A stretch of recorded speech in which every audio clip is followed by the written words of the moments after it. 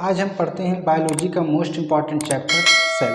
Cell क्या है, cell कैसे वर्क करते हैं, यूकैरियोटिक प्रोकैरियोटिक सेल्स क्या हैं, एक कोशिकीय और बहुकोशिकीय क्या है, इसके बारे में आज हम जानेंगे। एकदम बेसिक नॉलेज जानते हैं सेल्स के बारे में। ठीक है, सेल क्या है? Cell is the structural and functional unit of life, यानी कि शरीर की संरचनात्मक एवं क्रियात्मक इकाई है, ना कि अंग है। तो सबसे छोटी इकाई अगर आपसे पूछ लेगा पेपर में तो आप किसके लगाएंगे? सेल पे। ठीक है, चलिए देखते हैं। Cell is the structural and functional unit of life. कोशिका हमारे शरीर की क्रियात्मक एवं संरचनात्मक इकाई है।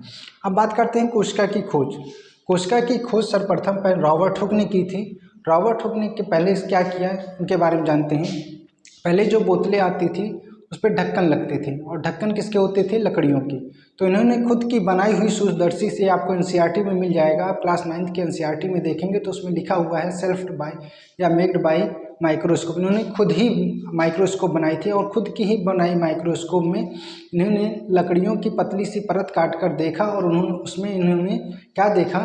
तो इन्हें छोटे छोटे कमरे दिखाई दिए, और यही छोटे छोटे जो कमरे दिखाई दिए, इसी छोटे कमरे को ही क्या कहा? सेल कहा। ठीक है, सेल एक लैटिन वर्ड है, ग्रीक भाषा है। आप देखेंगे तो सेल का मतलब होता है छोटे कमरे। कोशिका की खोज रॉबर्ट हुक ने की। इन्होंने क्या देखा? एकदम छोटे छोटे कमरे दिखाई दिए, एकदम मधुमक्खी के छत्ते जैसे। इन्हें छोटे छोटे कमरे दिखाई दिए, और इसी छोटे से कमरे को ही क्या कहा?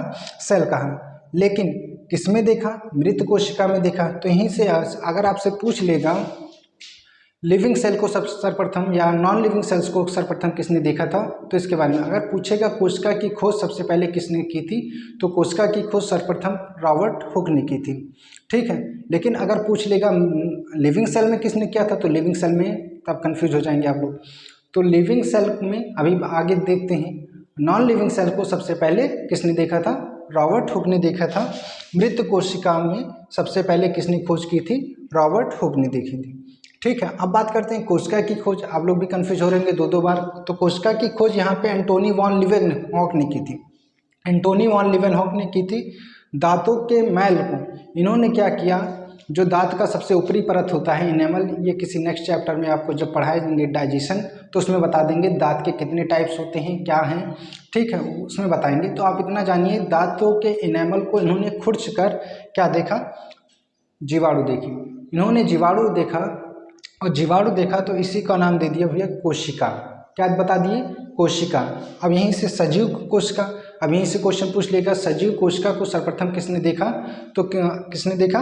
एंटोनी वॉन लीवेनहॉक ने। ठीक, अब देखते हैं कोशिका विज्ञान के पिता। कोशिका विज्ञान के पिता अगर पूछ लेगा, भारतीय पूछ लेगा, तो इंडियन तो कौन है? ए.के. शर्मा है। ठीक है, अब तब तक इसका स्क्रीनशॉट ले लीजिए। चलिए अब देखते हैं संसार में सबसे बड़ी कोशिका जो होती है वो शुतुरमुर्ग का अंडा या ऑस्ट्रिच एग्स बोलते हैं। ठीक है, सबसे छोटी कोशिका जो होती है वो माइकोप्लाज्मा होती है, जो कि कहाँ पाई जाती है? जीवाणु में। ठीक, अब हमारे शरीर में पूछेगा तो हमारे शरीर में सबसे लंबी कोशिका जो होती है वो तंत्रिका तंत्र होती है, जिसको हम लोग इंग्लिश में बोलते हैं नर्वस सिस्टम। और जो सबसे बड़ी कोशिका जो होती है अंडाणु, जिसको हम लोग बोलते हैं ओवम, ये कहाँ पाई जाती है? फीमेल में। ठीक है, सबसे छोटी कोशिका जो होती है शुक्राणु, या इसी को हम लोग इंग्लिश में स्पर्म बोलते हैं, और ये कहाँ पाई जाती है? मेल में पाई जाती है। ठीक है, अब कोशिकाओं के प्रकार। कोशिकाओं को संख्या के आधार पर दो भागों में बांटा गया है, नंबर्स के आधार पर दो भागों में बांटा गया है, एक कोशिकीय और बहुकोशिकीय, जिसको हम लोग यूनिसेलुलर और मल्टीसेलुलर बोलते हैं। एक कोशिकीय ऐसे जीव जो एक कोशिका से मिलकर बने होते हैं, उन्हें हम क्या कहते हैं? एक कोशिकीय बोलते हैं, जैसे अमीबा, पैरामीशियम आदि, यूग्लिना और हाइड्रा वगैरह, ये सब आपका एक कोशिकीय में आता है या यूनिसेलुलर में आता है। दूसरी बात बहुकोशिकीय, तो ये ऐसे जीव जो कई ढेर सारी सेलों से मिलकर बने होते हैं, उन्हीं को हम लोग क्या बोलते हैं? बहुकोशिकीय या मल्टीसेलुलर।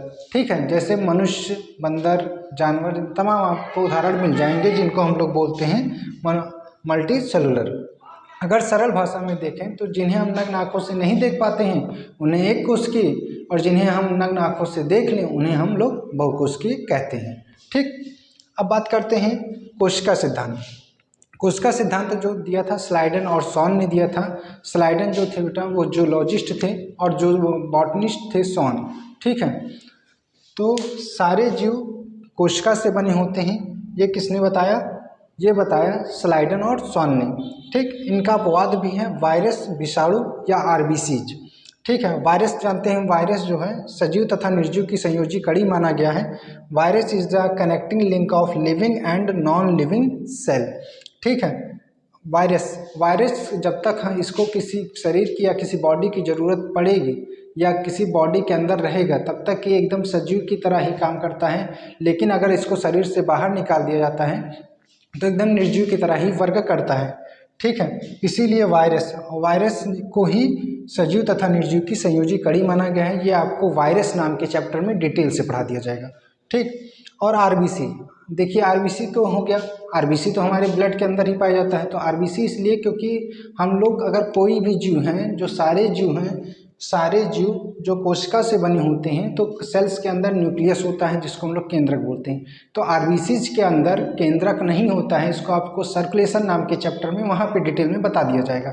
ठीक, तो आरबीसी और वायरस ऐसे तमाम आपको उदाहरण मिल जाएंगे जो कोशिका सिद्धांत के अपवाद को फॉलो करते हैं। ठीक है, चलिए कोशिका के प्रकार अभी तक हम लोग ने जाना कि संख्या के आधार पर कोशिका दो भागों में बांटी गई होती है, एक कोशिकीय और बहुकोशिकीय।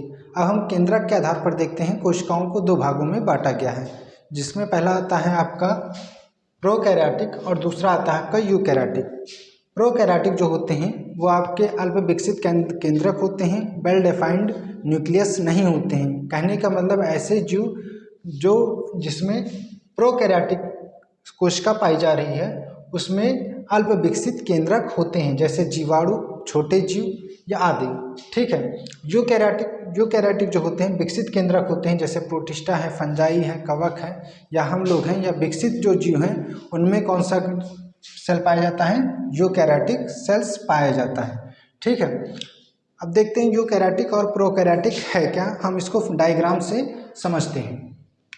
देखिए, मान लेते हैं कि हम लोगों की सेल है, ये हम लोगों की सेल है और सेल्स के अंदर हम लोगों का न्यूक्लियस होता है और बाकी सारे माइटोकॉन्ड्रिया हैं, गोल्जी ऑपरेटस है, सेंट्रोसोम है, ईआर है और राइबोसोम है। ठीक है, ये हमारे सेल ऑर्गेनल्स हैं।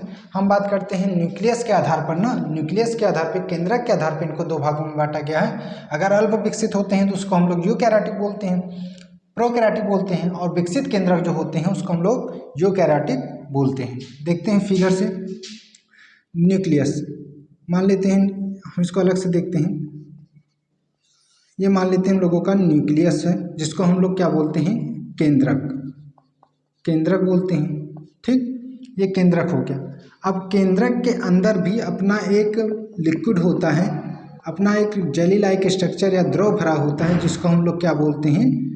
केंद्रक द्रव बोलते हैं, केंद्रक द्रव बोलते हैं। और केंद्रक द्रव के अंदर ही एक सर्कल और होता है, जिसको हम लोग क्या बोलते हैं?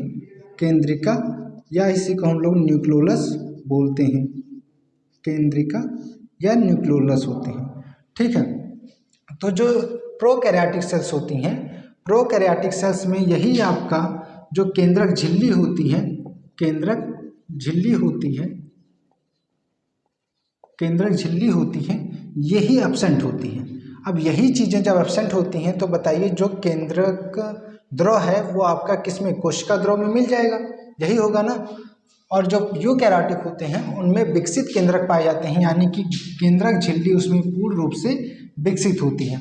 ठीक, इसको हम प्लांट सेल, जब एनिमल सेल बताएंगे उसमें डिफरेंस, और जब सेल ऑर्गेनल्स पढ़ाएंगे तब उसमें डिटेल में आपको बता देंगे कि प्रोकैरियोटिक और यूकैरियोटिक में अल्प विकसित केंद्रक का मतलब क्या है और यूकैरियोटिक में आपका विकसित केंद्रक का मतलब क्या है। ठीक है, बाकी आप इतना समझ लीजिए, फिर से देख लीजिए। ये जो सबसे किनारे वाली जो झिल्ली होती है इसको हम लोग, ये जो बाउंड्री होती है जो घेरे रहती है उसको हम लोग केंद्रक झिल्ली या इसी को हम लोग न्यूक्लियर मेम्ब्रेन कहते हैं, न्यूक्लियस मेम्ब्रेन कहते हैं।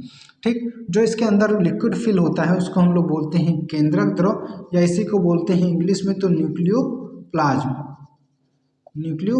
बोलते हैं। ठीक है, और इसी के अंदर सेंट्रियोल्स होता है जिसको हम लोग केंद्रिका बोलते हैं, और केंद्रिका के अंदर भी क्रोमेटिन पदार्थ वगैरह होते हैं। तो इसको हम लोग सेल ऑर्गेनेल्स पार्ट 2 में जब हम लोग पढ़ेंगे, सेल्स का पार्ट 2 जब आएगा तो आप उसको उसमें सेल ऑर्गेनेल्स में आपको समझा दिया जाएगा। ठीक, अब बात करते हैं कोशिका का गमन, सेल ऑफ मूवमेंट। जो छोटे जीव होते हैं आपको उन्हीं को जानना है, बड़े जीव जान ही रहे हैं कैसे फुट से पैर से अपना गमन करते हैं।